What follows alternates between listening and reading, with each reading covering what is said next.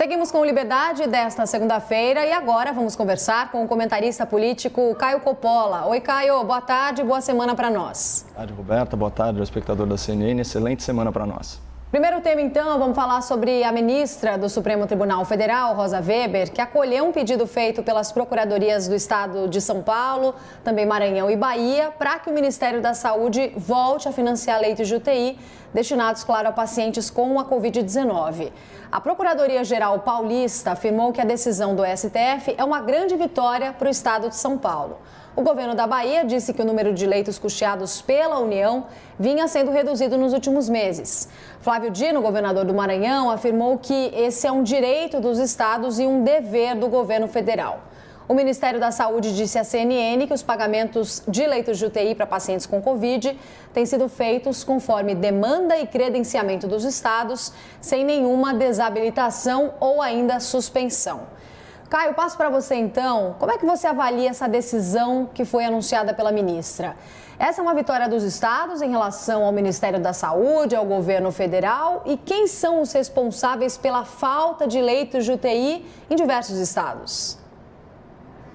Bom, a decisão da ministra, Roberta, ela está alinhada à agenda política do Supremo Tribunal Federal. Então, a ideia é sempre responsabilizar o governo federal por qualquer ônus relacionado à pandemia, seja um ônus fiscal, econômico ou mesmo de saúde pública. A justiça ela vem sempre em segundo plano e serve apenas ao objetivo político. Isso tem caracterizado as ações do STF. Então, vamos ficar aqui no exemplo do estado de São Paulo, que foi beneficiado diretamente por essa decisão, junto com outros estados governados por lideranças políticas de oposição ao presidente da República. O governo estadual ele fechou o ano com 7 bilhões e 700 milhões de reais de superávit primário e ainda aumentou impostos durante a pandemia, inclusive a alíquota do ICMS dos combustíveis, colaborando aí para uma ebulição social que quase resultou numa nova greve dos caminhoneiros, que ao que tudo indica serão beneficiados por uma isenção temporária nos impostos federais do diesel.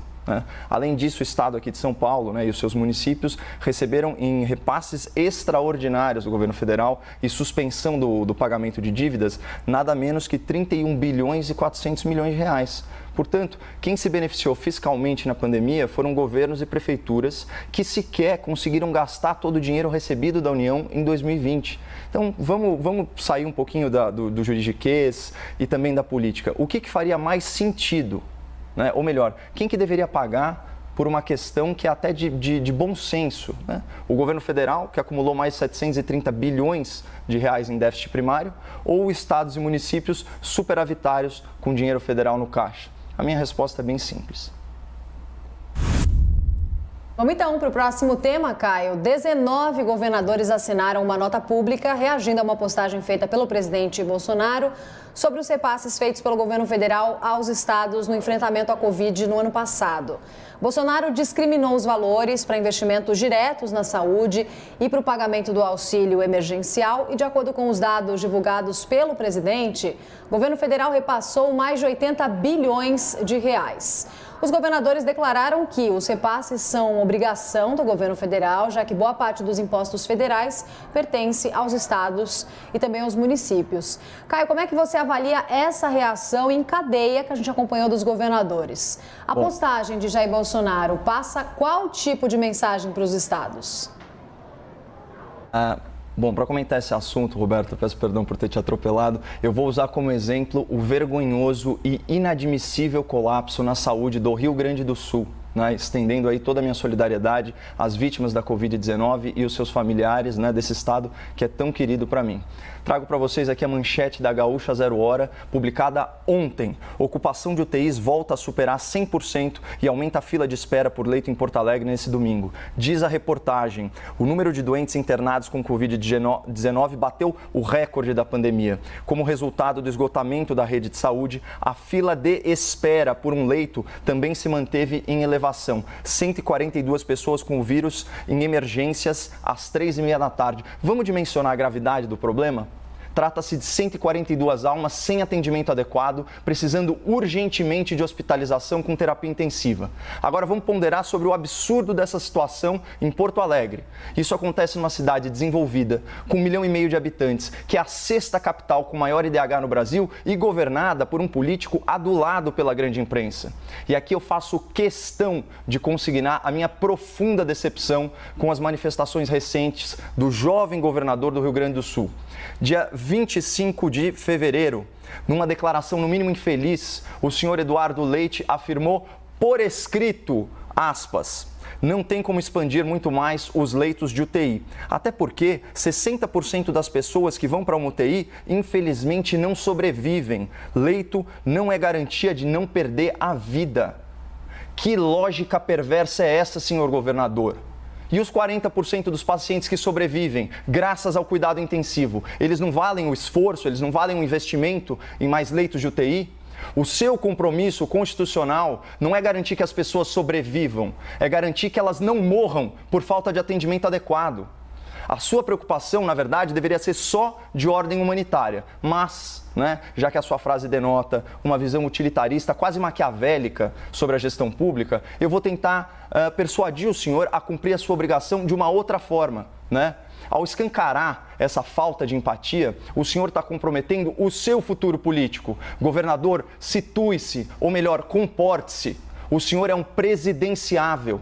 Até nós, paulistas, sabemos que Eduardo Leite é o nome preferido e favorito do PSDB para a corrida presidencial de 2022. Mas para isso, o senhor precisa pelo menos fingir que se importa com as pessoas. Então, mais uma vez, ouça o conselho da dona Mariângela. Se você não é generoso por caráter, seja por inteligência. Aliás, falando em inteligência, o governo do Rio Grande do Sul foi bem esperto nessa pandemia. O consultor de empresas, Matheus Bandeira, que é ex-secretário do Tesouro, ex-presidente do Banrisul, ele publicou o levantamento sobre os repasses bilionários recebidos pelo governo gaúcho a título extraordinário de enfrentamento à pandemia. Foram quase 1,940 bilhão de reais para aplicação livre, mais de 830 milhões carimbados para a saúde e mais de 5 bilhões em rolamento da dívida. Então, no total, foram 7,930 bilhões de reais em verbas federais extraordinárias que encheram os cofres gaúchos. Então, para vocês terem uma ideia aqui, em valores oficiais da cidade de São Paulo, vocês fazem ideia de quanto custa a diária de um leito de UTI, como esses aí que o governador Eduardo Leite desprezou? Apenas R$ 2.100 por dia. Então, quem enfiou quase 8 bilhões de reais no caixa, podia ter reservado uma parte para cuidar melhor dos pacientes gaúchos, não é verdade? Mas não. O que fez o jovem governador gaúcho, aí com toda a sua jovialidade e esperteza? Ele usou os recursos extraordinários do governo federal para pagar despesas correntes do Estado. E é o que confirma essa outra manchete da Gaúcho Zero Hora, que foi de junho. Dinheiro do Socorro Federal termina horas depois de entrar nos cofres do Estado. Os recursos evaporaram. E sabe o que é mais triste? Olha esses mesmos fatos noticiados pelo jornalismo amestrado, para usar a expressão do nosso colega Políbio Braga. Como o governo Eduardo Leite conseguiu colocar as contas em dia depois de 2 anos? É fácil de responder. Com dinheiro do governo federal, desviando recursos que poderiam ter sido alocados no enfrentamento à pandemia. Fácil, Só que a conta chegou agora e ela foi cobrada em vidas humanas perdidas na fila de atendimento dos hospitais de Porto Alegre. E esse é só o caso dos gaúchos. Agora, essa lógica, ela se repete por todo o Brasil. Segundo o Banco Central, mais de 38 bilhões de reais repassados pelo governo federal sequer foram gastos em 2020 e estão aí recheando os cofres de estados e prefeituras. Muitos governadores e muitos prefeitos se aproveitaram fiscalmente da pandemia, não incrementaram de forma adequada seus sistemas de saúde e agora, com apoio maciço da imprensa militante, jogam toda a responsabilidade da sua negligência na saúde nas costas do governo federal. Então, do ponto de vista fiscal, essa pandemia fez o país empobrecer, enquanto estados e municípios enriqueceram. Então, se você quiser ser massa de manobra e automaticamente ficar culpando o presidente da República ou o ministro da Saúde pela falta de leitos em hospitais municipais, em hospitais estaduais, fica à vontade, esse daqui é um país livre. Mas saiba que a sua crítica é injusta e reflete apenas uma predileção política, não a realidade contábil dos fatos. Para o último tema do dia, então, Caio, a Corte do Supremo Tribunal Federal completou neste domingo 130 anos de existência republicana. A comemoração acontece em um momento histórico vivido pelo mundo por causa da pandemia e também pelo cenário de críticas, em especial em atuações monocráticas e nas relações com os outros poderes. Caio, qual que é a sua avaliação sobre o atual momento do Supremo Tribunal Federal? As críticas por eventuais excessos são justas? Bom, embora a atual composição do STF seja para muitos, um motivo de vergonha nacional, o Supremo Tribunal deve sim ser celebrado enquanto uma instituição republicana longeva dedicada à guarda da Constituição. Mas parabenizar o tribunal, como eu estou fazendo agora, não significa aplaudir seus ministros e tampouco endossar suas decisões judiciais. De forma análoga, ofender a sensibilidade de uma autoridade pública não é o mesmo que atacar a instituição a qual ela pertence. Mas, numa demonstração clara de intolerância a críticas, o STF transformou bravatas e injúrias em crime de Estado, lançando mão de censura e de mandados de prisão para calar os seus detratores. Acontece que os ministros não são o tribunal, eles apenas estão no tribunal. E alguns deles, como jabutis numa árvore, chegaram lá confirmando aquela máxima muito espirituosa atribuída a Margaret Thatcher. A democracia não é um sistema feito para garantir que os melhores sejam escolhidos, mas para impedir que os piores fiquem lá para sempre.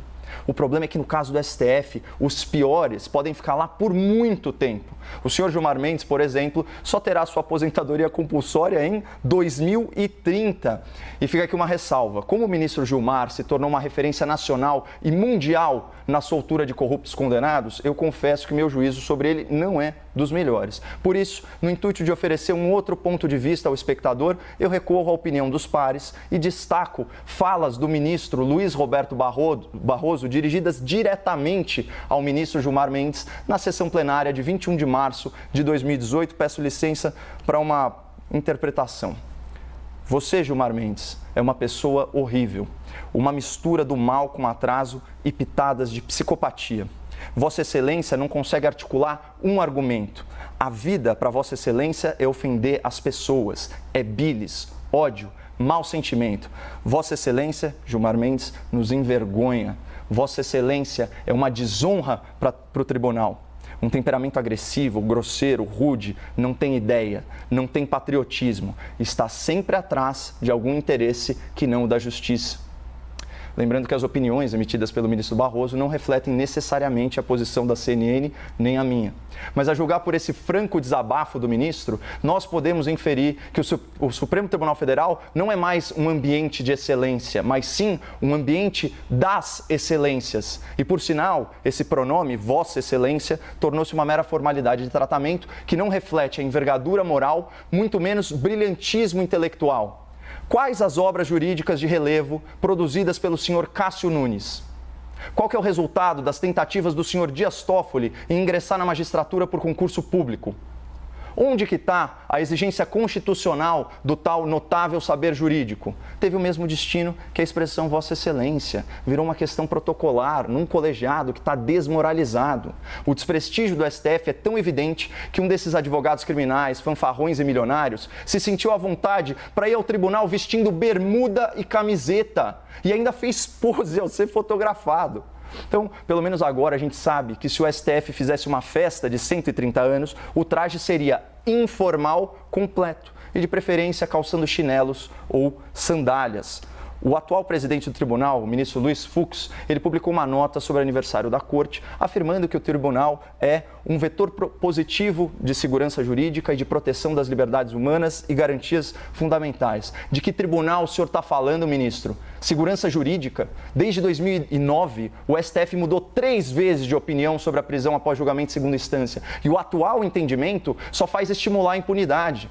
O senhor Fux também fala em proteção das liberdades humanas. Comecem respeitando a liberdade de expressão dos seus críticos, sem censurar matérias da imprensa ou suspender perfis em redes sociais. E, finalmente, sobre o último ponto, as garantias fundamentais citadas pelo Dr. Fux, que tal começar pelo básico, como o devido processo legal? Os senhores se encastelaram covardemente atrás de um inquérito perpétuo em que vocês são as vítimas, os investigadores, os acusadores e os juízes. Isso é imoral, isso é ilegal, é inconstitucional e viola direitos humanos. Tanto que a Procuradora-Geral da República, doutora Raquel Dodge, requereu o arquivamento dessa aberração jurídica.